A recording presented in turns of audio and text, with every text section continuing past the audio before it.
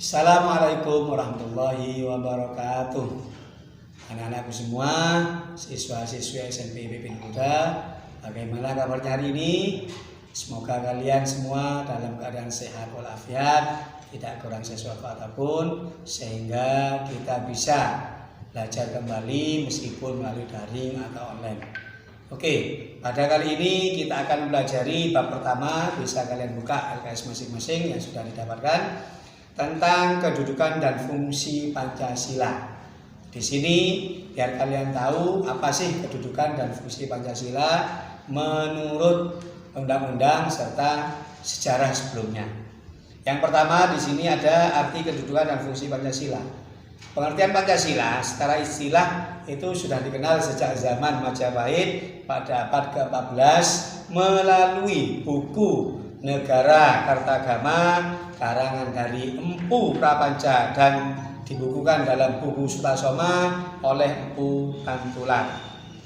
Para pendiri bangsa juga para penasehat itu pernah memberikan rumusan-rumusan tentang gimana Pancasila itu yang benar dan baik. Yang pertama, Profesor Dr. Andes Notonegoro SH. Beliau berpendapat bahwa Pancasila adalah dasar falsafah negara Indonesia. Pada hakikatnya, Pancasila merupakan dasar falsafah dan ideologi negara yang diharapkan menjadi pandangan hidup bangsa Indonesia. Itu yang disampaikan pendapat dari Profesor Dr. Notonegoro. Yang kedua, pendapat dari Insinyur Soekarno. Insinyur Soekarno berpendapat bahwa Pancasila adalah isi jiwa bangsa Indonesia. Secara turun-temurun sudah beberapa abad yang lalu sebelumnya. Oleh karena itu Pancasila tidak hanya falsafah negara, tapi lebih luas lagi menjadi falsafah bangsa Indonesia. Menurut beliau seperti itu. Yang ketiga, Muhammad Yamin. Beliau berpendapat bahwa Pancasila berasal dari kata panca yang artinya 5 dan sila yang artinya sendi atau dasar.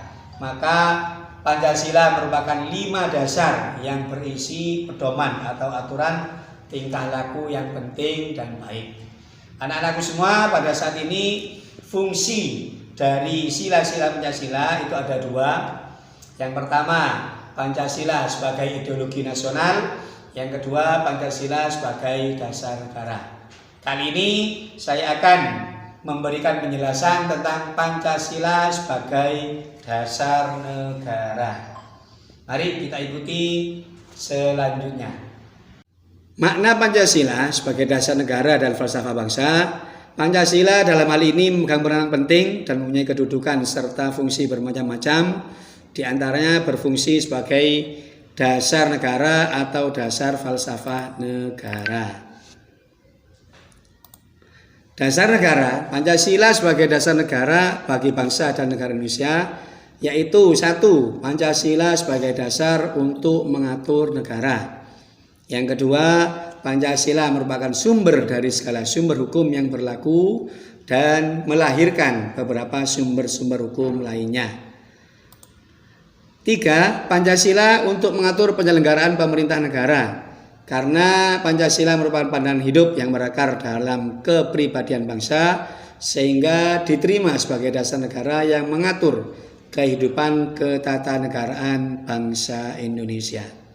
Yang keempat, Pancasila selalu tercantum dalam pembukaan atau Muqaddimah UUD 1945, merupakan Pancasila yang dikehendaki sebagai dasar kerohanian negara dan dikehendaki sebagai dasar falsafah negara. Dan yang kelima, menjadi sumber tertib sosial. Sebagai individu maupun dalam ikatan golongan, Pancasila menjadi pedoman dan dilaksanakan oleh pemerintah dan oleh setiap pejabat dalam melaksanakan serta tugasnya. Jiwa Pancasila. Konsekuensinya atau apa yang harus diikuti dari Pancasila sebagai dasar negara.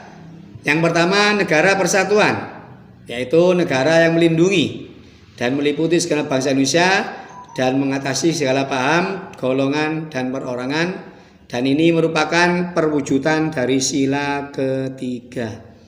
Yang kedua, negara bertujuan mewujudkan keadilan sosial bagi seluruh rakyat dalam rangka mewujudkan negara yang merdeka, bersatu, berdaulat, adil, dan makmur. Yang ketiga, negara berkedaulatan berdasarkan atas kerakyatan dan permusyawaratan atau perwakilan dari negara kita. Negara berkedaulatan berdasarkan atas kerakyatan dan permusyawaratan atau perwakilan. Negara kita berkedaulatan rakyat yang mempunyai sistem kepemerintahan. Dan yang keempat, negara berdasarkan ketuhanan yang Maha Esa menurut dasar kemanusiaan yang adil dan beradab. Ini merupakan perwujudan sila pertama dan kedua dari sila-sila Pancasila. Yang ketiga, C. Ini ada keunggulan ideologi Pancasila. Apa keunggulannya? Antara lain, 1. Pancasila sebagai pandangan hidup atau falsafah dari nilai-nilai Pancasila sehingga dapat menjadi sumber kehidupan serta tingkah laku dalam kehidupan bermasyarakat. Yang kedua, Pancasila sebagai ideologi nasional yang terdapat dalam pembukaan UUD 1945. Yang ketiga, Pancasila sebagai ideologi terbuka. Artinya bisa dimasuki dari mana saja, bisa diterima oleh siapa saja yang mengaku dirinya bangsa Indonesia. Itulah pembelajaran pada hari ini. Oleh karena itu, jangan lupa nanti komen, like, and subscribe dari yang saya terangkan. Dan juga nanti bila ada soal-soal tolong diisi. Demikian barangkali dari kami, kurang lebihnya mohon maaf. Tetap semangat belajar meskipun di rumah masing-masing. Wa akhiran, assalamualaikum warahmatullahi wabarakatuh.